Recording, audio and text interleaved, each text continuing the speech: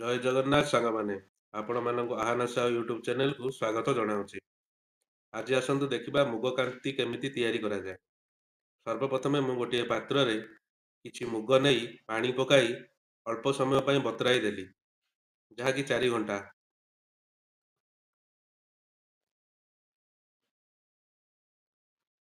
4 ଘଣ୍ଟା ବତୁରାଇ ସାରିବା ପରେ ଆପଣ ଏକ ଜାରରେ ନେଇ ତାକୁ ଗ୍ରାଇଣ୍ଡିଙ୍ଗ କରିଦିଅନ୍ତୁ।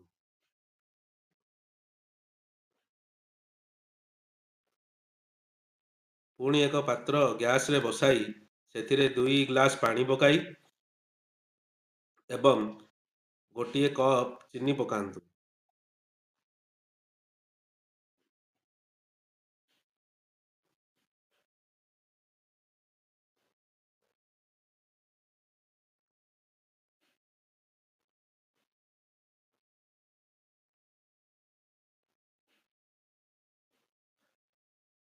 ଚିନିଟି ମିଶି ସାରିବା ପରେ ପାଣିରେ ଆପଣ ବଟା ଯାଇଥିବା ମୁଗକୁ ସେହି ପାଣିରେ ପକାଇ ତାକୁ ଘାଣ୍ଟି ଗାଢ଼ା କରିବା ପର୍ଯ୍ୟନ୍ତ ତାକୁ ଘାଣ୍ଟି ଚାଲନ୍ତୁ।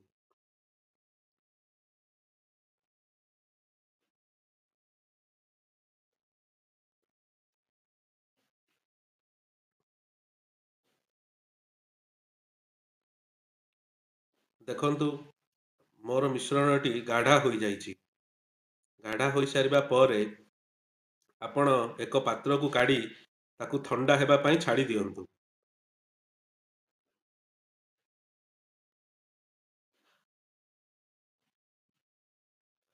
ଥଣ୍ଡା ହେଇସାରିବା ପରେ ତାକୁ ସାଇଜ୍ ପିସ୍ କରି କାଟି ଦିଅନ୍ତୁ ଏବଂ ଗ୍ୟାସରେ ତେଲ ଗରମ କରି ସେଇ ପିସ୍ ଗୁଡ଼ିକ ପକେଇ ଦିଅନ୍ତୁ ତେଲରେ।